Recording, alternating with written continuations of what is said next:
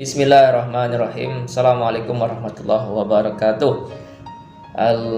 Alhamdulillahirabbil alamin. Allahumma shalli ala sayyidina Muhammad wa ala ali sayyidina Muhammad.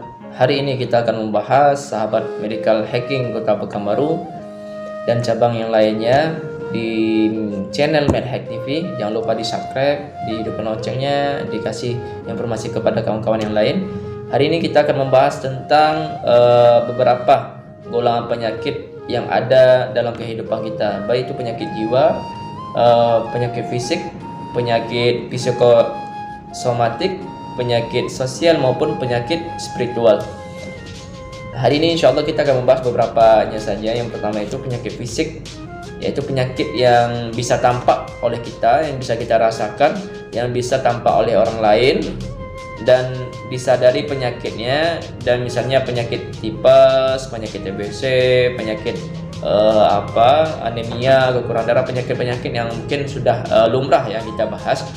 Nah, itu penyakit fisik. Nah, yang kedua ada penyakit jiwa. Nah, penyakit jiwa ini penyakit yang di hadapan kita nggak merasa bahwasanya kita ini sakit, tapi orang lain menganggap kita sakit karena mereka tampak ada keganjalan di dalam hidup kita. Nah, hal inilah yang disebut dengan penyakit. Contohnya seseorang psikopat, misalnya seorang yang neurosis, dan penyakit waham. Itu dia nggak sadar bahwasanya itu penyakit, tapi dia menganggap saya nggak sakit. Nah, Allah. Nah, selanjutnya penyakit psikosomatik. Nah, penyakit ini merupakan penyakit, bisa dibilang penyakit ini ya, perasaan, lebih ke pola stres. Nah, misalnya ini sakit di bagian punggung, sakit di bagian dada, sakit di bagian pinggang. Itu semuanya ada penyebab. Misalnya sakit di bagian punggung, terlalu banyak hal yang dipikirkan, terlalu banyak beban yang dipikirkan. Sakit pinggang mungkin dalam hal lainnya merupakan adanya stres terhadap keuangan atau penyakit-penyakit bagian dada, banyaknya hal-hal tersebut. Nah, itu penyakit psikosomatik. Nah, beberapa belakang ini penelitian menyatakan bahwasanya bakteri Helicobacter pylori sebagai penyebab dispepsia. Nah, penyakit tersebut belum sepenuhnya benar. Nah, yang keempat ada penyakit sosial.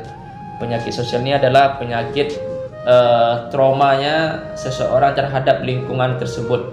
Misalnya dia ada punya trauma dijauhi daripada lingkungannya, ataupun dia merasa tidak nyaman di daerah lingkungannya. Mungkin lingkungannya merupakan lingkungan yang tidak bagus, lingkungan yang tidak nyaman, lingkungan apapun lah yang bisa menganggap tidak nyaman.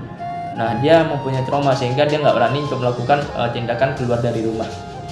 Ataupun dia dulu di masa kecilnya ini sering dibully, sering dicaci atau hal-hal lainnya membuat dia trauma sehingga udah besar sampai dewasa dia nggak berani melakukan satu hal karena ada trauma masa lalu. Nah, trauma masa lalu bisa menghantui kita sampai ke kita dewasa. Nah, itu mesti disugesti dengan beberapa metode. Salah satu metode yang kita pakai di medical hacking ini yaitu metode SEF, Spiritual Emotional Freedom Technique, yang dimana terapi ini untuk menghilangkan daripadanya rasa-rasa yang pernah ada di masa lalu, menghilangkan dari pola stres yang berlebihan. Ada juga kemarin saya beberapa bulan yang lalu mendapati kasus pasien perempuan di mana seorang perempuan ini mempunyai trauma trauma terhadap pacarnya, trauma terhadap lingkungannya, trauma terhadap keluarganya, sehingga dia datang ke sini dalam keadaan baik-baik saja.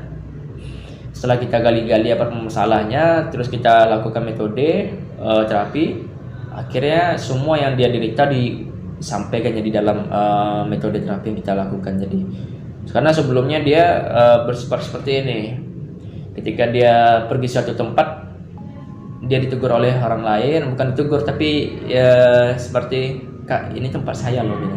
Tapi dia merasa ketakutan, merasa tangan yang dingin berkelebihan. Nah itu termasuk salah satu gangguan sampai emosi ataupun trauma masa lalu. Nah sampai emosi ini bisa memunculkan penyakit-penyakit lain. Contohnya memendam, suatu hal yang memendam ini bisa menimbulkan penyakit pelintiran jadi. Nah kita mesti hati-hati juga dengan perasaan-perasaan tersebut. Nah selanjutnya ada penyakit spiritual. Nah penyakit spiritual ini seperti kita terlalu tidak senang melihat orang senang, tidak sedih melihat orang sedih, ataupun lebih bersikap sinis gitu. Penyakit hati. Nah sebetulnya lebih ke penyakit hati. Nah ini tidak boleh kita terapkan, karena hal kayak gini bisa mengganggu kita maupun orang lain, bisa memberikan penyakit pada kita maupun penyakit daripada orang lain. Wallahu a'lam bishawab. Wallahu muwaffiq ila aqwamit thoriq. Wassalamualaikum warahmatullahi wabarakatuh.